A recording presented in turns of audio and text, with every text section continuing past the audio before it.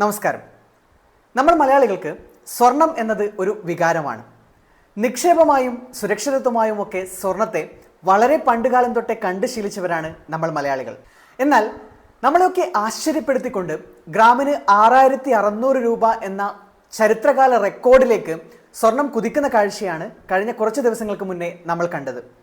എന്തുകൊണ്ടാണ് സ്വർണത്തിന് ഇത്തരം രീതിയിലുള്ള ഒരു വില വർധനവ് അടുത്ത കാലത്തായിട്ട് ഉണ്ടാവുന്നത്? സ്വർണം വാങ്ങാൻ പറ്റിയ നല്ല സമയമാണോ ഇപ്പോൾ? ഇത്തരത്തിലുള്ള പല സംശയങ്ങളും നിങ്ങൾ പലർക്കും ഉണ്ടാകാം. ലോകത്ത് പ്രശ്നങ്ങളോ പ്രതിസന്ധികളോ യുദ്ധങ്ങളോ ഒക്കെ ഉണ്ടാവുമ്പോൾ നിക്ഷേപകർ ഓഹരി വിപണികളിൽ നിന്നും അതുപോലെ മറ്റുള്ള പല നിക്ഷേപ മാർഗങ്ങളിൽ നിന്നും പണം പിൻവലിച്ച് കാലാകാലങ്ങളായി സുരക്ഷിതമാണ് എന്ന് കരുതി പോന്ന സ്വർണം വാങ്ങിക്കൂട്ടുമ്പോഴാണ് സ്വർണത്തിന്റെ വില കുതിച്ചുയരുന്നത് എന്ന് വളരെ ലളിതമായ ഭാഷയിൽ പറയാം. റഷ്യയും യുക്രൈനും തമ്മിലുള്ള പ്രശ്നങ്ങൾ, ഇസ്രായേലും പാലസ്തീനും തമ്മിലുള്ള സംഘർഷങ്ങൾ, കൂടാതെ UK, ജപ്പാൻ തുടങ്ങിയ രാജ്യങ്ങളിൽ ഇപ്പോഴുള്ള റിസഷൻ സിറ്റുവേഷൻ, എന്തിനധികം നമ്മൾ ഇന്ത്യയും ചൈനയും തമ്മിലും ഇപ്പോഴും പല അൺസർട്ടനിറ്റീസും നോർത്ത് ഈസ്റ്റിൽ നടക്കുന്നുണ്ട്. അങ്ങനെ ലോകത്തിന്റെ ഏത് കോണിൽ നോക്കിയാലും പ്രശ്നങ്ങളും പ്രതിസന്ധികളും യുദ്ധങ്ങളുമാണ് ഇപ്പോൾ നടക്കുന്നത് എന്ന് നമുക്ക് കാണാം. ഇക്കൂട്ടത്തിൽ ഏറ്റവും വലിയ വില്ലൻ എന്ന് കരുതാവുന്നത് റഷ്യ ഉക്രൈൻ യുദ്ധം തന്നെയാണ്. റഷ്യക്ക് വെസ്റ്റേൺ കൺട്രീസിൽ അല്ലെങ്കിൽ പാശ്ചാത്യ രാജ്യങ്ങളിൽ കടപ്പത്രങ്ങളായും മറ്റു പല രീതിയിലും വളരെ വലിയ രീതിയിലുള്ള നിക്ഷേപങ്ങളാണ് ഉണ്ടായിരുന്നത്.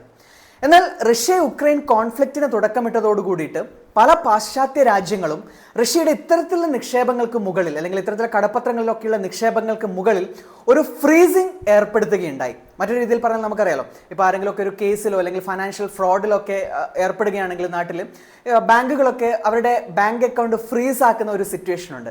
അതുപോലെ വെസ്റ്റേൺ കൺട്രീസ് ഈ റഷ്യ യുക്രൈൻ കോൺഫ്ലിക്റ്റ് പൊട്ടിപ്പുറപ്പെട്ടപ്പോഴും റഷ്യയുടെ ഈ വെസ്റ്റേൺ കൺട്രീസിലുള്ള നിക്ഷേപങ്ങൾക്ക് മുകളിൽ ഒരു ഫ്രീസിങ് കൊണ്ടുവന്നു.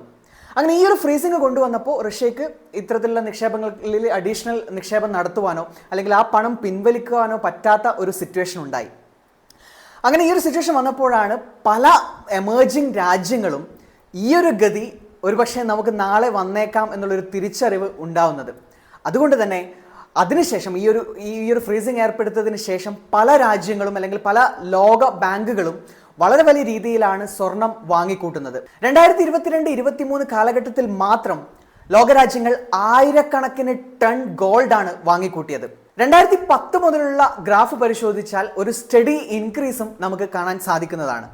ഇതുകൂടാതെ മറ്റൊരു കാരണം എന്നുള്ളത് ലോകരാജ്യങ്ങളിലെ പണപ്പെരുപ്പവുമായി ബന്ധപ്പെട്ടിട്ടുള്ളതാണ്. ഞാൻ നേരത്തെ സൂചിപ്പിച്ചല്ലോ, ജപ്പാൻ, UK തുടങ്ങിയ ഇക്കോണമീസിലൊക്കെ ഒരു കാര്യമായിട്ടുള്ളൊരു ഗ്രോത്ത് നടക്കുന്നില്ല, റിസഷൻ ഉള്ളത് കൊണ്ട് തന്നെ. മാത്രമല്ല നമ്മളിപ്പം ഇന്ത്യ, USA തുടങ്ങിയ ഇക്കോണമീസ് എടുത്ത് പരിശോധിച്ചാലും പണപ്പെരുപ്പം എന്നുള്ളത് വളരെ ക്രമാതീതമായ രീതിയിൽ കുറഞ്ഞുകൊണ്ടിരിക്കുന്ന അല്ലെങ്കിൽ നിയന്ത്രണ വിധേയമായിട്ടുള്ള ഒരു സിറ്റുവേഷനാണ്, ഒരു സാഹചര്യമാണ് ഇപ്പോൾ ഉള്ളത്. ഇതിൻ്റെ മറ്റൊരു അർത്ഥം എന്താണ് എന്ന് ചോദിച്ചാൽ, ഇത്തരത്തിലുള്ള രാജ്യങ്ങളിൽ അടുത്ത കാലത്തൊന്നും കേന്ദ്ര ബാങ്ക് ഇൻട്രസ്റ്റ് റേറ്റ്സ് കൂട്ടാൻ പോകുന്നില്ല എന്നുള്ളതാണ്.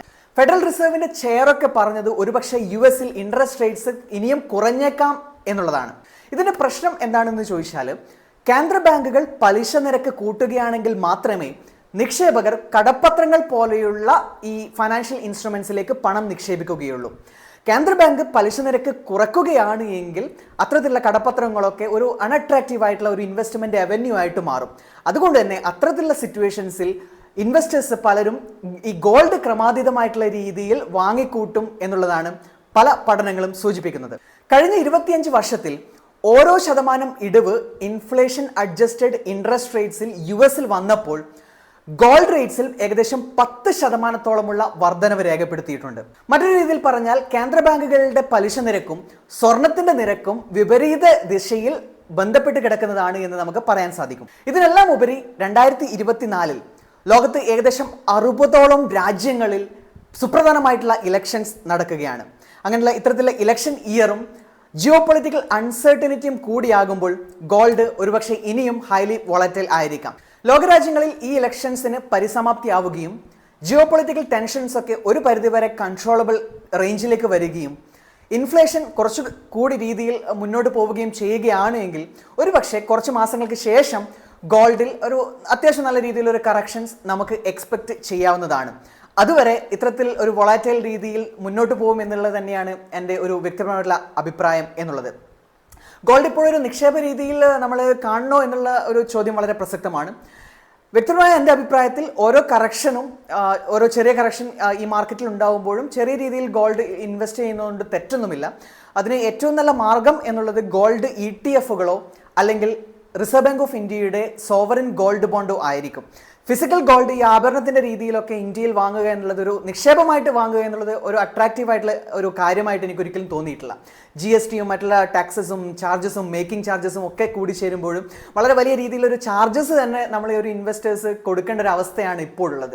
അപ്പോൾ അതിൽ നിന്നുള്ള ഉപരി ഈ ഇത്തരത്തിലുള്ള ഡിജിറ്റൽ മാർഗ്ഗങ്ങൾ ഈ ഗോൾഡ് ETF-കളോ അല്ലെങ്കിൽ സോവറിൻ ഗോൾഡ് ബോണ്ടോ ഒക്കെ വാങ്ങുകയാണെങ്കിൽ ഒരുപക്ഷെ ലോങ് ടേമിൽ അത് അട്രാക്റ്റീവ് ആയിരിക്കും എന്നുള്ളത് മാത്രമാണ് കൂട്ടിച്ചേർക്കുവാനുള്ളത്. വീഡിയോ ഇഷ്ടമായി ലൈക്ക് ചെയ്യുക, ഷെയർ ചെയ്യുക. അടുത്ത വീഡിയോയിൽ കാണുന്നതുവരെ ഞാൻ അശ്വിൻ അലോറ. നന്ദി, നമസ്കാരം.